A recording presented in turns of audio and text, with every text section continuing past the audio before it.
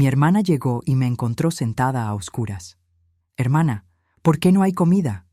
Recibes una pensión de $7,000 cada mes». De repente, mi hija apareció y dijo, «¿Y por qué quieres saber? ¿Vas a ayudar?». Mi hermana dejó caer el bolso y todos quedaron pasmados. Del bolso rodó una cuenta de luz sin pagar. Margaret la recogió rápido, pero ya era tarde. Sofía la había visto. «¿Estás revisando las cuentas de mamá ahora?», preguntó mi hija con esa voz tranquila que usa cuando está furiosa. Yo seguía sentada en la penumbra de mi sala. No dije nada. Hacía 2 años que había aprendido que el silencio molesta más que cualquier palabra. Para seguir acompañando las historias de sombra de la tía Rosa, sigue nuestra página. Deja el nombre de tu ciudad en los comentarios para saber hasta dónde llegan mis historias. Margaret se enderezó, acomodándose el cabello como siempre hace cuando está nerviosa. Alguien tiene que preocuparse por ella. Vive como una indigente teniendo todo ese dinero. No vivo como indigente. Cancelé el cable porque solo veía 3 canales. Cancelé el servicio de jardinería porque me gusta cuidar mis propias plantas. Dejé de comprar cosas que no necesito. Pero Margaret nunca entendería eso. «Mamá está bien», dijo Sofía cruzándose de brazos. «Tú eres la que aparece aquí cada semana preguntando por dinero». Era verdad. Cada visita de Margaret terminaba igual.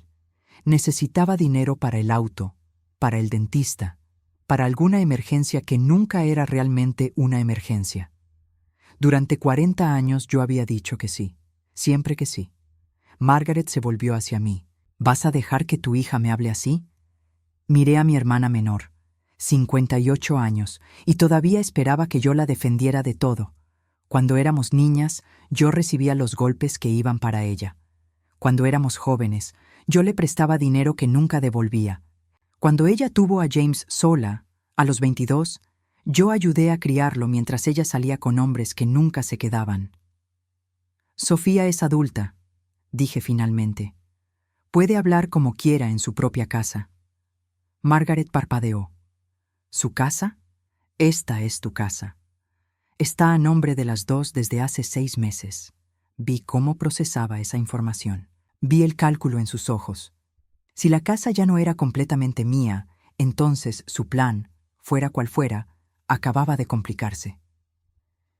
«No entiendo por qué escondes cosas de tu propia hermana», dijo Margaret, y su voz se quebró en esa forma que siempre usaba para manipularme. «Después de todo lo que hemos pasado juntas, lo que habíamos pasado, como si los recuerdos fueran los mismos para las dos». Yo recordaba haberle dado la mitad de mi primer sueldo cuando ella necesitaba pagar la renta. Ella probablemente recordaba que yo tenía dinero de sobra. Yo recordaba haber cuidado a James cada fin de semana durante 5 años. Ella probablemente recordaba que yo no tenía nada mejor que hacer. La memoria es generosa con algunos y cruel con otros. «Margaret», dije, levantándome despacio. Mis rodillas crujieron. 67 años pesan. «¿Por qué trajiste esa cuenta de luz?» «La encontré en tu buzón. Está vencida». «¿Y desde cuándo revisas mi buzón?» Silencio. Sofía se acercó a su tía. «Mamá te hizo una pregunta». Margaret recogió su bolso del suelo con movimientos bruscos. «Vine a ayudar, y esto es lo que recibo: desagradecimiento». Se dirigió a la puerta, pero antes de salir se volteó. «Recuerda, Elena, que yo soy la única familia que te queda aparte de Sofía. Cuando me necesites, espero que yo sea tan generosa como tú lo eres ahora». La puerta se cerró. Sofía se sentó a mi lado en el sofá. «¿Estás bien, mamá?», asentí. Pero no estaba bien.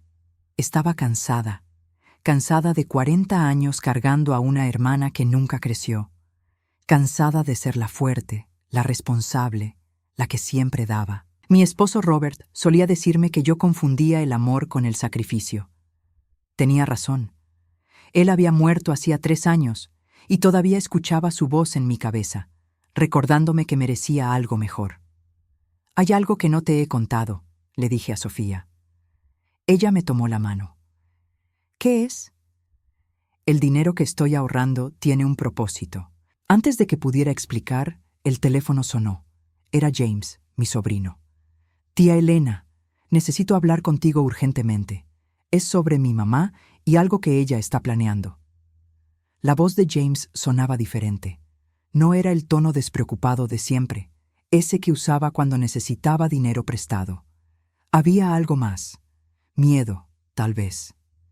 ¿Qué pasa, James?, pregunté poniendo el altavoz para que Sofía pudiera escuchar. Tía, mi mamá ha estado actuando raro. Viene a mi casa preguntando por tus cosas. Quiere saber cuánto gastas, dónde guardas tus papeles, si has hablado de cambiar tu testamento. Sofía y yo intercambiamos miradas. ¿Y tú qué le dijiste?, preguntó Sofía. Nada, porque no sé nada, pero hoy encontré algo en su bolsa cuando vino a dejarme comida. Son fotocopias de los estados de cuenta bancarios de la tía Elena. El estómago se me contrajo. ¿Fotocopias? ¿De dónde las sacó? No lo sé, pero hay más. También tiene papeles sobre hogares de ancianos y algo sobre tutela legal. Tía, creo que mi mamá está planeando algo. Después de que colgamos, Sofía fue directa a mi habitación. Revisó mi escritorio, mis cajones. Todo estaba en su lugar, pero eso no significaba nada. Mamá, ¿cuándo fue la última vez que revisaste tus papeles importantes? No lo recordaba. Tal vez hacía un mes. Necesito que me cuentes la verdad, dijo Sofía sentándose en mi cama. ¿Qué está pasando realmente? ¿Por qué estás ahorrando tanto? Me senté a su lado. Era hora de decirle. Hace 3 meses fui al cardiólogo. Tengo una arritmia que necesita tratamiento. No es grave si me opero pronto, pero la cirugía cuesta $15,000 que el seguro no cubre completamente. Sofía palideció. ¿Por qué no me dijiste? Porque sé que hubieras insistido en pagar. Y tú acabas de comprar tu casa. No iba a dejarte hacer eso. ¿Y por eso has estado viviendo en la oscuridad? ¿Ahorrando cada centavo? Asentí. La cirugía está programada para dentro de 2 meses. Ya casi tengo el dinero completo. Sofía se cubrió la cara con las manos. Cuando las bajó, tenía los ojos rojos. ¿La tía Margaret sabe esto? No. No le he contado a nadie excepto a ti ahora. Entonces, ¿por qué está investigando tus finanzas? ¿Por qué tiene copias de tus estados de cuenta? No tenía respuesta. Pero había algo más que necesitaba contarle a Sofía. Algo que había guardado durante décadas. Hay otra cosa. Una historia que tu tía sabe y que siempre ha usado contra mí. Le conté sobre mi primer amor, sobre el embarazo cuando tenía 20 años, sobre cómo perdí al bebé a las 12 semanas, sobre la vergüenza que sentí en esa época, cuando esas cosas no se hablaban. Tu papá lo supo desde el principio. Fue el único que no me juzgó. Me amó de todas formas. Mamá, yo ya sabía eso. Me lo contaste cuando tenía 17 años, ¿recuerdas? Me quedé callada. Lo había olvidado. Sofía había sido tan comprensiva entonces. Pero la tía Margaret no sabe que yo lo sé, continuó Sofía. Ella cree que es su secreto para controlar. Durante años me decía que si yo no la ayudaba, se lo contaría a tu papá. Cuando él murió, empezó a amenazar con contártelo a ti. Sofía se levantó, caminó hasta la ventana. Podía ver la tensión en sus hombros. ¿Cuánto dinero le has dado en todos estos años? No llevo la cuenta. Yo sí. Se volvió hacia mí. He estado observando.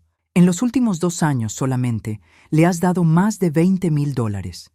Dinero que necesitabas para tu cirugía. Dinero que ella gastó en quién sabe qué. Sentí algo quebrarse dentro de mí. No era tristeza, era rabia. Una rabia profunda que había estado guardando durante 40 años. Mañana vamos al banco, dijo Sofía. Vamos a revisar todos tus papeles, cambiar todas tus contraseñas, poner alertas en tus cuentas. Y vamos a averiguar cómo mi tía consiguió esas copias. Esa noche no pude dormir. Seguía pensando en Margaret cuando éramos niñas. Ella era la bonita, la graciosa, la que todos querían proteger. Yo era la seria, la aburrida, la que tenía que ser responsable. Nuestros padres murieron cuando yo tenía 30 años. Margaret tenía 24 y estaba embarazada de James. Les prometí que cuidaría de ella, y lo había hecho. Durante 33 años lo había hecho. Pero ¿cuándo se suponía que terminaría? ¿Cuándo podría yo vivir sin cargar con otra persona? A las 3 de la mañana escuché un ruido afuera. Me levanté despacio, miré por la ventana de mi habitación. Había un auto estacionado frente a mi casa. Adentro, alguien estaba mirando hacia mi ventana. Cuando encendí la luz del porche, el auto arrancó rápido. Pero antes de irse, vi quién era: Margaret. A la mañana siguiente, Sofía llegó temprano. Traía café y una determinación que no le había visto antes. «Vamos al banco ahora», dijo, sin siquiera saludar. En el banco, la gerente nos recibió con una sonrisa profesional que se desvaneció cuando expliqué la situación. Revisamos todos mis documentos, cambiamos contraseñas, establecimos alertas. «Señora Elena», dijo la gerente, mirando su computadora con el ceño fruncido. «Veo aquí que hace 3 semanas alguien intentó agregar un nombre adicional a su cuenta. La solicitud fue rechazada porque faltaba su firma notariada. Se me heló la sangre. ¿Qué nombre?» Margaret Torres». Sofía golpeó la mesa con la palma. «Eso es intento de fraude». «Técnicamente sí, pero como no se completó la transacción». «¿Tienen cámaras?», interrumpió Sofía. «¿Pueden ver quién presentó esos papeles?». La gerente revisó más archivos. «Fue presentado en persona, por la señora Margaret Torres.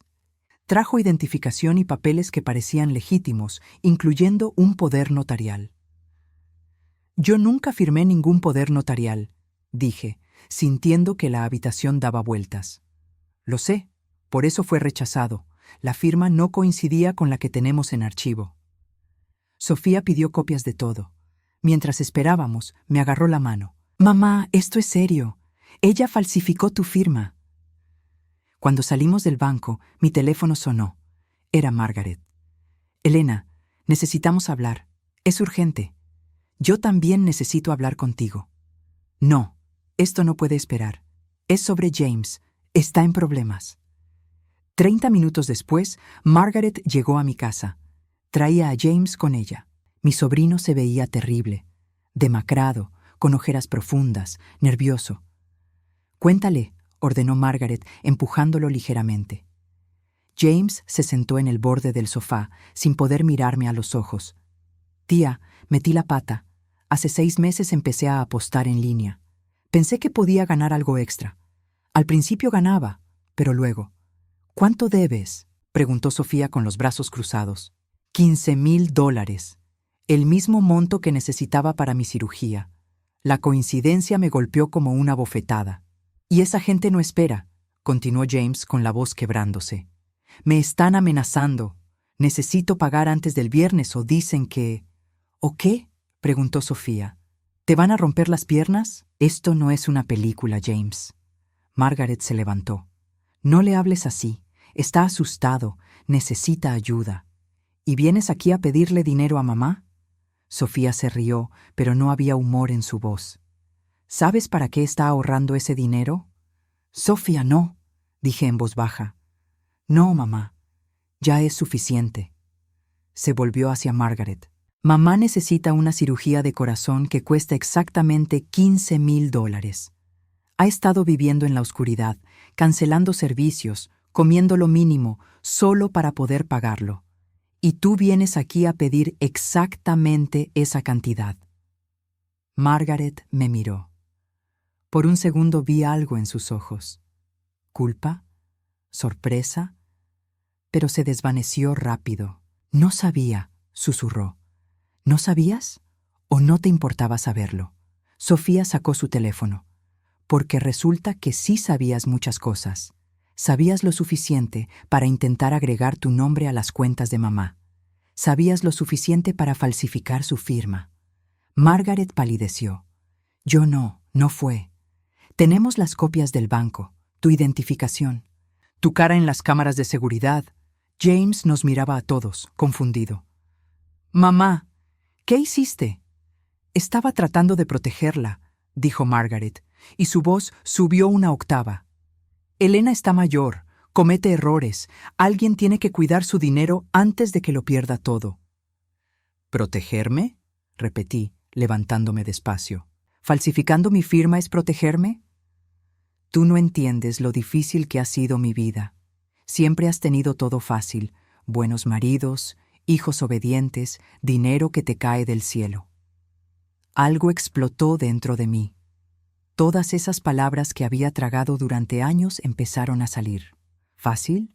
¿Te parece fácil pagar tu renta durante 10 años? ¿Criar a tu hijo mientras salías con hombres casados? ¿Prestarte mi auto mientras el mío se descomponía? ¿Darte dinero mientras yo usaba ropa de segunda mano? Yo nunca te pedí que hicieras eso. Nunca tuviste que pedirlo, porque sabía que si no lo hacía yo, nadie más lo haría. Porque mamá y papá siempre dijeron que yo era la fuerte, la que podía soportar cualquier cosa. ¿Y sabes qué, Margaret? Tenían razón. Puedo soportar cualquier cosa, excepto esto. Margaret empezó a llorar. Esas lágrimas que siempre habían funcionado antes. No tengo a nadie más. James necesita ayuda y yo no puedo dársela. ¿Vas a dejar que tu sobrino sufra? Miré a James, 45 años, y todavía esperando que alguien más resolviera sus problemas. James, dije suavemente, yo te quiero, pero esto es tu responsabilidad, no mía.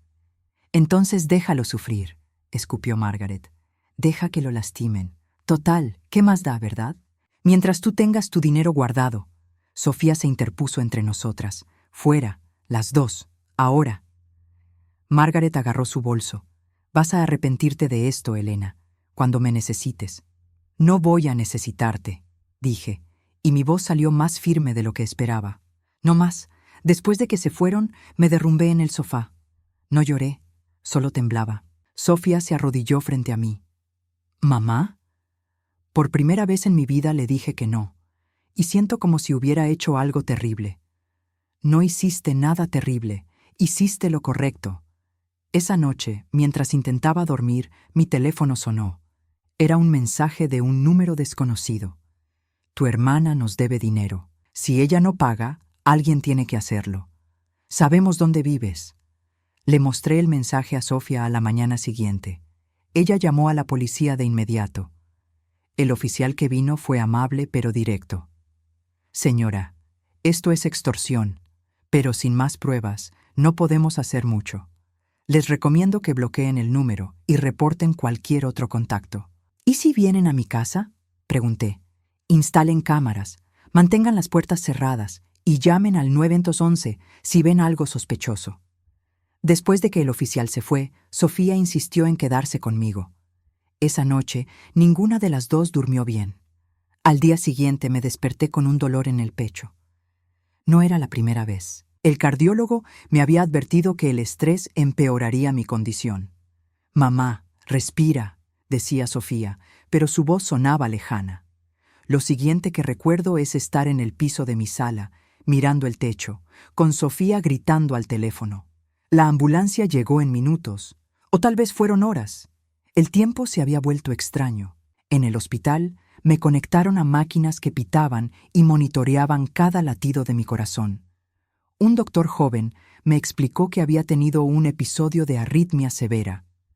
Necesitamos programar esa cirugía pronto, dijo. No puede seguir esperando. Tengo el dinero, susurré. En 2 semanas más.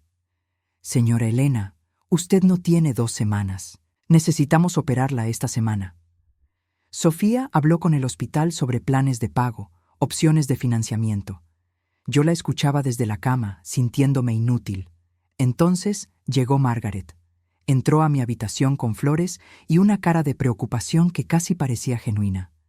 James venía detrás de ella, luciendo avergonzado.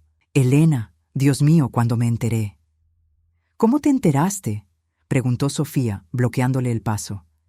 James tiene una amiga que trabaja aquí. Nos llamó. Margaret se acercó a mi cama, ignorando a Sofía. Tomó mi mano. Sus dedos estaban fríos. Hermana, siento mucho todo lo que pasó. He sido egoísta. Tú siempre has estado ahí para mí y yo. Margaret, la interrumpí. No tenía energía para sus teatros. ¿Qué quieres? Su cara cambió, solo por un segundo, pero lo vi. El cálculo detrás de la máscara de preocupación. Quiero ayudar. Quiero estar aquí para ti. En ese momento entró el doctor, el mismo que me había atendido en la sala de emergencias. Traía un portapapeles y una sonrisa cansada. Señora Elena, tengo buenas noticias. Revisamos sus registros y veo que usted ha sido donante del hospital durante años. Sus contribuciones a nuestra ala pediátrica han sido significativas. Margaret soltó mi mano. ¿Contribuciones? El doctor continuó, ajeno a la tensión en la habitación. Gracias a su generosidad, el hospital puede ofrecerle un descuento sustancial en su cirugía. En lugar de 15,000, serán 8,000. Espera, dijo Margaret poniéndose de pie. ¿Elena ha estado donando dinero al hospital? Cada mes durante los últimos 3 años, confirmó el doctor. Es una de nuestras benefactoras más constantes. Podía ver los engranajes girando en la cabeza de Margaret. Todo ese dinero que pensaba que yo estaba desperdiciando, todo ese dinero que ella creía que debería ser para ella, lo había estado dando a extraños. No puedo creerlo, dijo, y su voz temblaba de rabia contenida. Donas a desconocidos, pero no ayudas a tu propia familia. Margaret, advirtió Sofía. No, que me escuche. Durante años yo he luchado sola. Trabajos mal pagados, hombres que me dejaban, tratando de criar a James sin ayuda. ¿Y ella? Ella tira el dinero en hospitales. Donarlo no es tirarlo, dije, y mi voz salió más fuerte de lo que esperaba. Es ayudar a niños enfermos. ¿Y tu propia sangre? ¿Tu sobrino que está en problemas? ¿Eso no importa? James tiene 45 años. Esos niños tienen 5, 6, 7 años. Niños con cáncer, con enfermedades que no pidieron. Margaret se rió, pero era una risa amarga, rota. Siempre fuiste así, siempre tan santa, tan perfecta. Ayudas a todo el mundo, menos a las personas que realmente te necesitan. Yo te he ayudado durante 40 años, dije, y sentí lágrimas quemando mis ojos. ¿Cuándo es suficiente, Margaret? ¿Cuándo termina mi deuda contigo? Nunca me pediste nada a cambio, porque sabía que no podías dármelo. El silencio que siguió fue denso, pesado. Margaret me miraba como si nunca me hubiera visto antes. Perdí un bebé cuando tenía 20 años, continué, con la voz quebrándose. Cada mes, cuando dono a esa ala pediátrica, pienso en él. ¿En quién podría haber sido? En los niños que sí tienen oportunidad de crecer. Eso no es mi culpa, susurró Margaret. No, pero tampoco es mi culpa que hayas tomado malas decisiones toda tu vida. No es mi culpa que James gastara su dinero en apuestas. No es mi culpa que siempre esperes que alguien más resuelva tus problemas. Sofía se acercó. Creo que es hora de que se vayan. Margaret recogió su bolso con movimientos bruscos. Siempre supe que me mirabas de menos. Siempre supe que pensabas que eras mejor que yo. Nunca pensé eso. Mentirosa. Se dirigió a la puerta, pero se detuvo. Cuando salgas de aquí, no me busques, no me llames, ya no tienes hermana. Se fue, arrastrando a James con ella. Me quedé mirando la puerta cerrada. Esperaba sentir dolor, arrepentimiento, algo, pero solo sentía cansancio. «Mamá», dijo Sofía suavemente, «¿estás bien?» «No lo sé. ¿Se supone que deba doler más?» No hay una forma correcta de sentir esto. Esa noche, mientras Sofía dormía en la silla junto a mi cama, pensé en todas las veces que había elegido a Margaret sobre mí misma. Todas las veces que sus necesidades habían sido más importantes que las mías. Mi esposo, Robert, me lo había dicho años atrás. Elena, amor no es sacrificarte hasta desaparecer. Amor es también saber cuándo decir basta. Había tardado 67 años en entenderlo. A las 3 de la mañana, mi teléfono vibró. Un mensaje de Margaret. Espero que tu cirugía salga mal. Espero que sufras como yo he sufrido. Lo leí 2 veces, luego lo borré. Por primera vez en décadas, el veneno de mis hermanas no me tocó.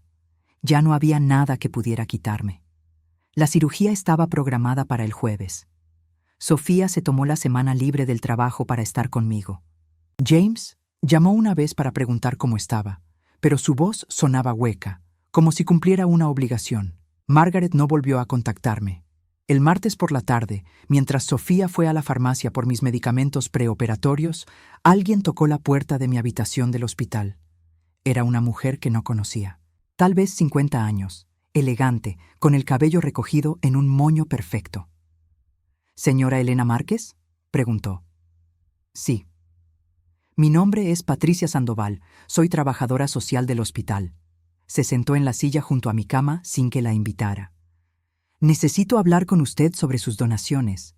El corazón me dio un vuelco. ¿Hice algo malo? No, todo lo contrario. Sacó una carpeta de su maletín.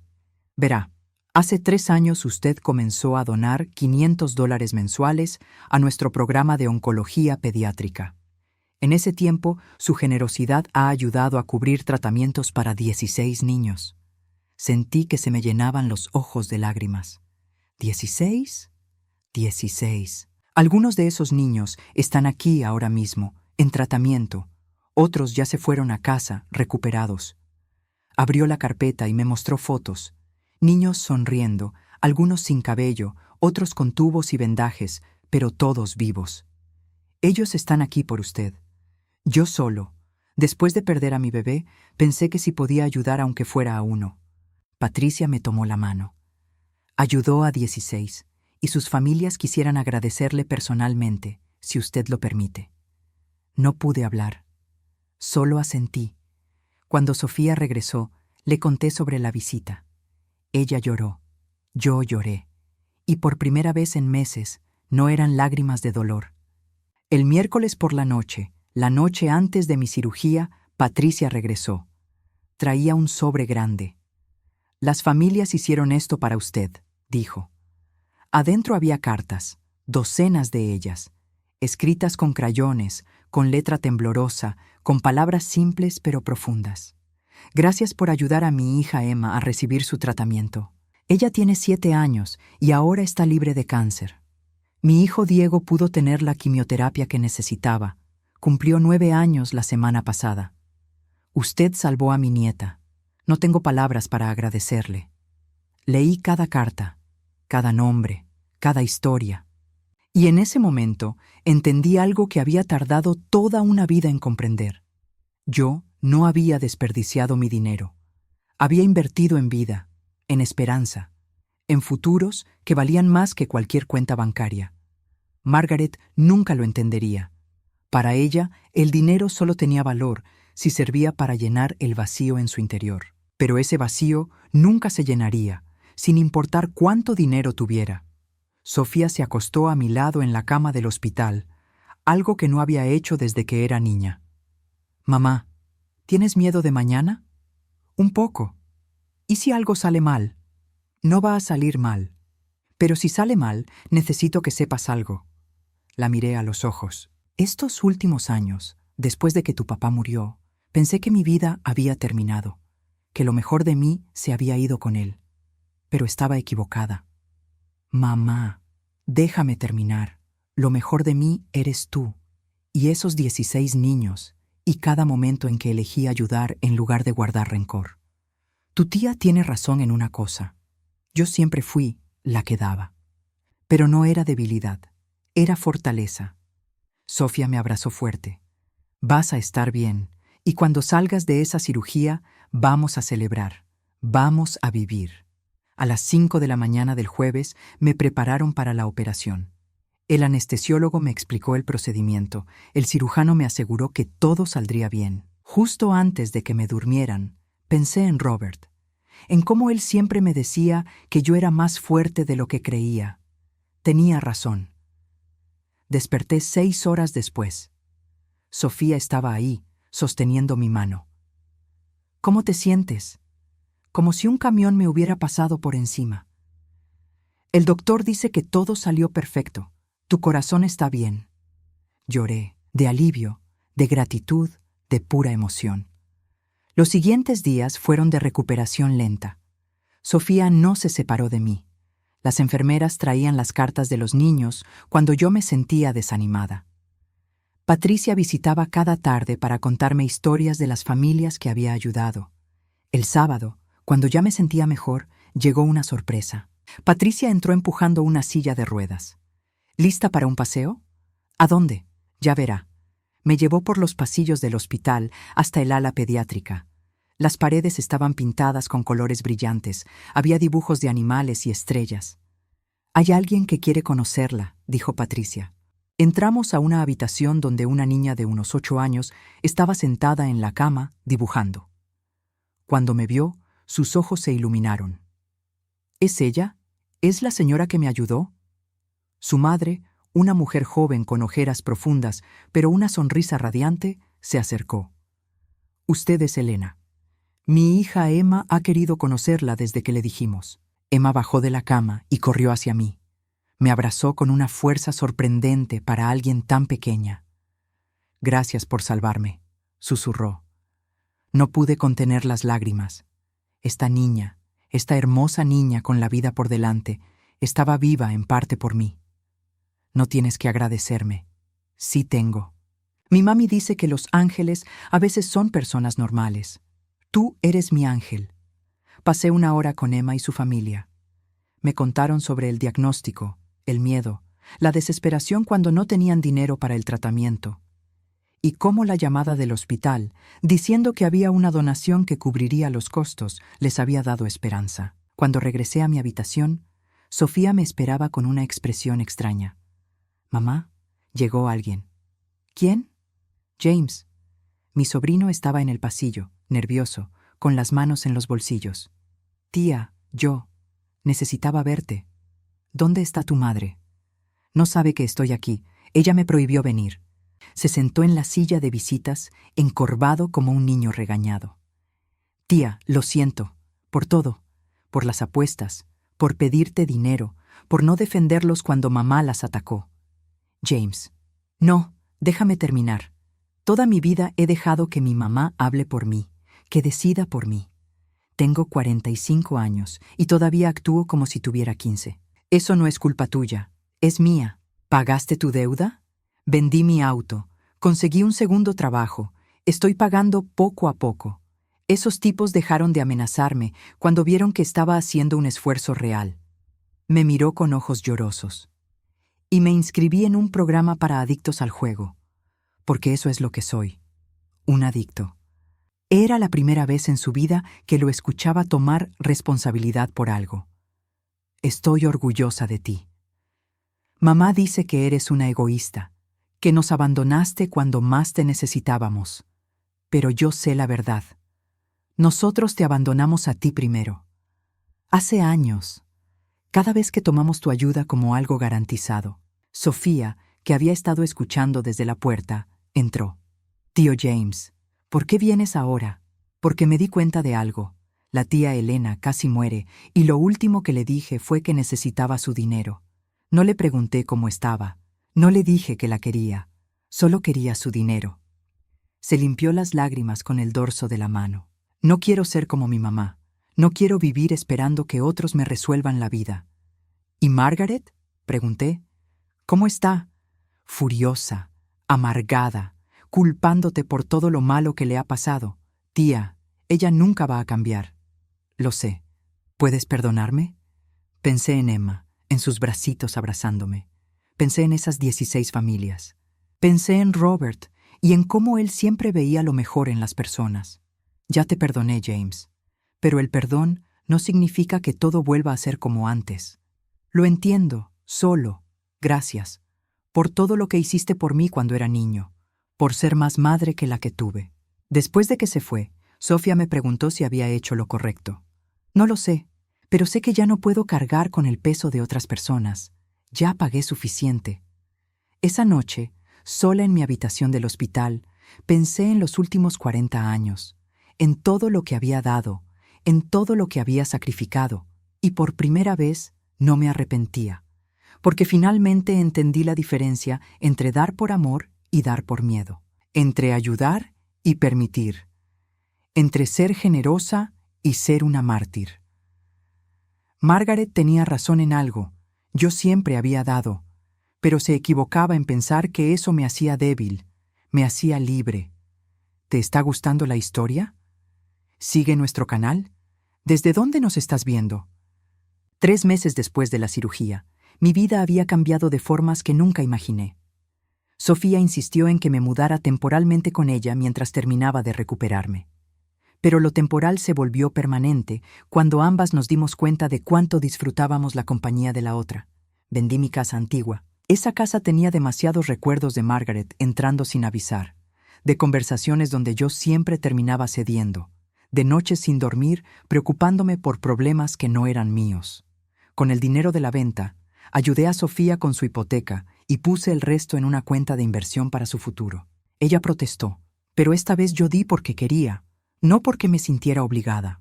La diferencia era enorme. Empecé a ir a terapia. Mi terapeuta, una mujer mayor llamada Dr. Ramírez, me ayudó a entender algo fundamental. Había confundido el amor con el sacrificio durante toda mi vida. Elena, me dijo en una sesión, dar hasta vaciarte no es amor, es autodestrucción disfrazada de nobleza. Tenía razón. También me uní a un grupo de apoyo para viudas.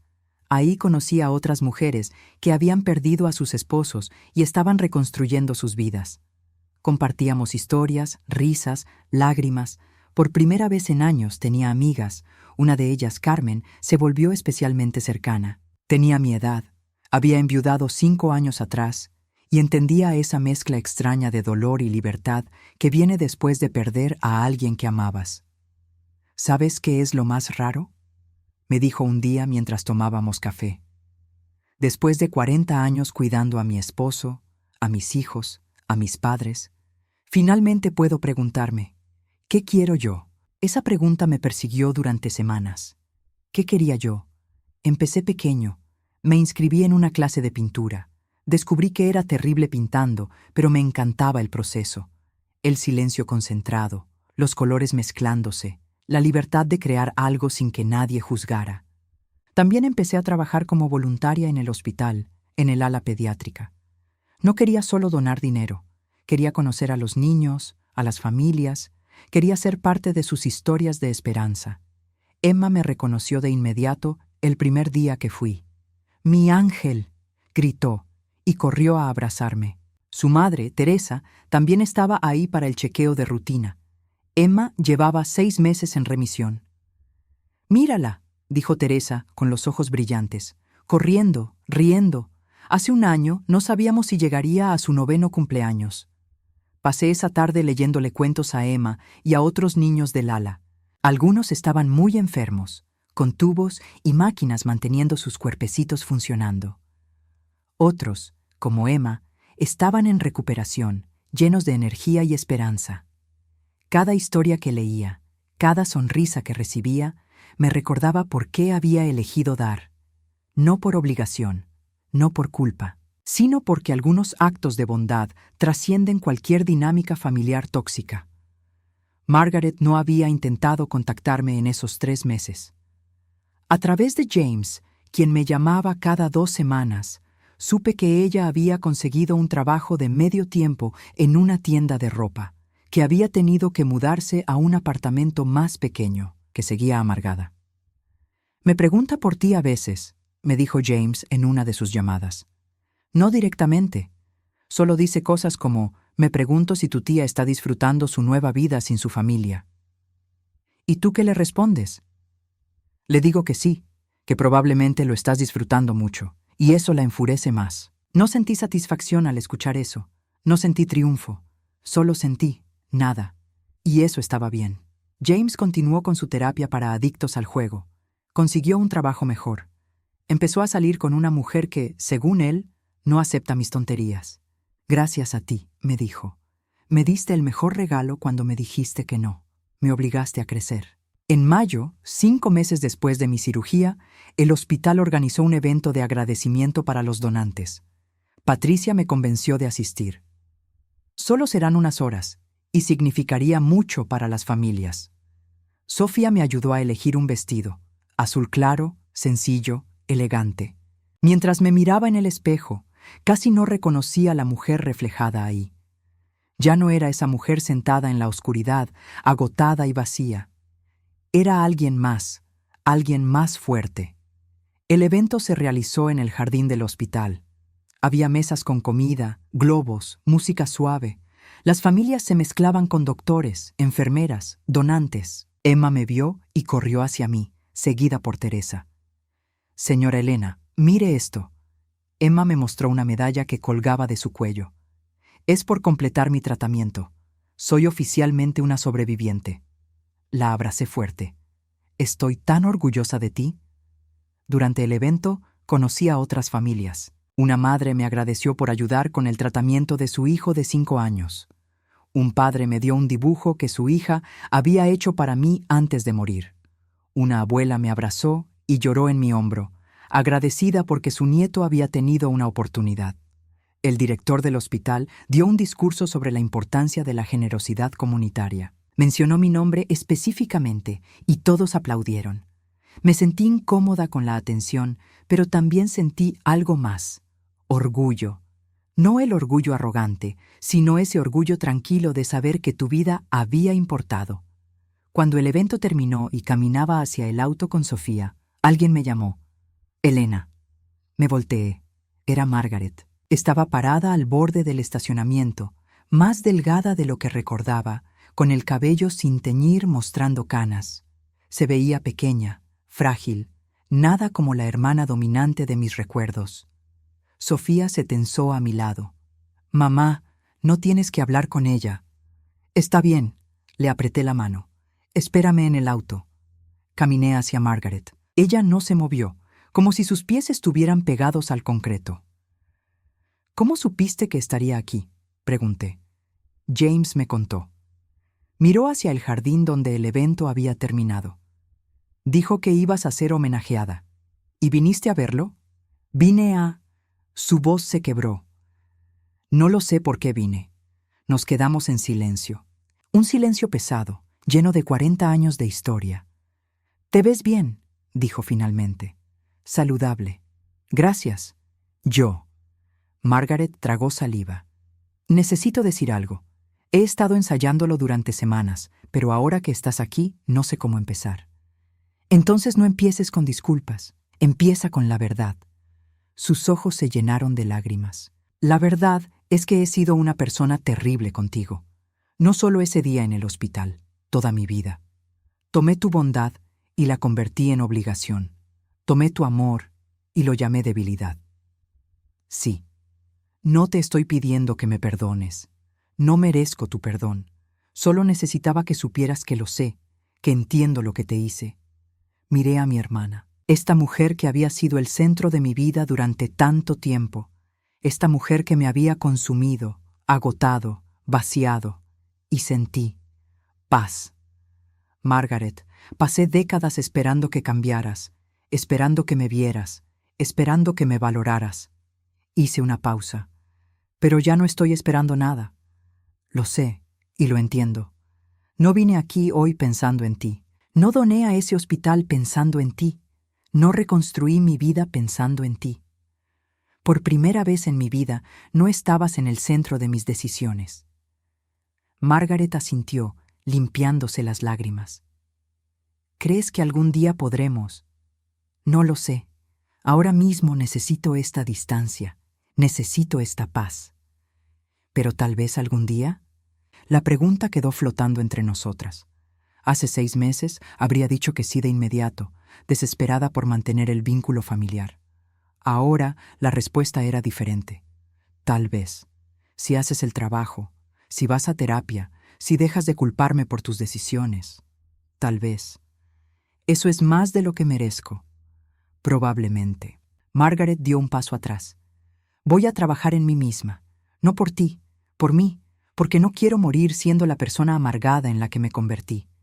Eso es lo más maduro que te he escuchado decir. Una sonrisa triste cruzó su rostro. Tarde, pero bueno. Se dio la vuelta para irse, pero se detuvo. Elena, esos niños en el evento, se veían felices, saludables. Eso fue por ti. Fue por muchas personas. Yo solo fui una parte. No, fuiste la diferencia entre tener esperanza y no tenerla. Siempre fuiste esa diferencia para las personas. Solo que yo estaba demasiado ciega para verlo. Se fue antes de que pudiera responder. Sofía salió del auto cuando me vio parada sola. ¿Estás bien? Sí, creo que sí. ¿Qué te dijo? Que lo siente, que va a trabajar en sí misma. ¿Le creíste? Honestamente, no me importa si le creo o no. Su sanación es su responsabilidad, no mía. Sofía me abrazó. Mamá, estoy tan orgullosa de ti. Esa noche, en casa, saqué las cartas que las familias me habían dado.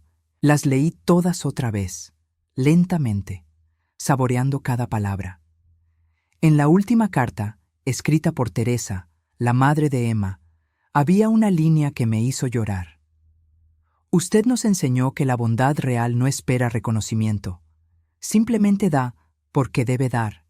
Gracias por ser luz en nuestra oscuridad más profunda. Luz en la oscuridad. Pensé en esa noche, meses atrás, cuando Margaret me encontró sentada en la oscuridad. Pensé en cómo ella había asumido que era desesperación, cuando en realidad era elección. Yo había elegido la oscuridad temporalmente para poder crear luz permanente para otros. Saqué mi diario, el que la terapeuta me había sugerido llevar. Escribí: hoy entendí que liberarse no significa odiar a quien te lastimó. Significa dejar de permitir que su dolor controle tu felicidad. Margaret puede o no cambiar, pero yo ya cambié. Y eso es suficiente. Cerré el diario y miré por la ventana. Afuera, las luces de la ciudad brillaban. Adentro, Sofía preparaba té en la cocina, tarareando una canción. Mi teléfono vibró. Un mensaje de Carmen, mi amiga del grupo de apoyo. Mañana pintamos. Escuché que van a enseñar acuarelas. Sonreí. Sí, ahí estaré. Me levanté y caminé hacia la cocina. Sofía me extendió una taza de té. ¿En qué piensas, mamá? En que pasé 67 años aprendiendo una lección muy simple. ¿Cuál? Que no puedes salvar a quien no quiere ser salvado, pero puedes salvarte a ti misma. Brindamos con nuestras tazas de té. Afuera, el mundo continuaba su curso. Margaret estaba en algún lugar, lidiando con sus demonios. James estaba construyendo una vida mejor. Emma y los otros niños estaban creciendo, sanando, viviendo. Y yo estaba aquí, viva, sana, libre. Finalmente, después de toda una vida cargando el peso de otros, había aprendido algo precioso. Dar desde el amor te hace fuerte. Dar desde la culpa te destruye. Y saber la diferencia entre ambos te hace libre.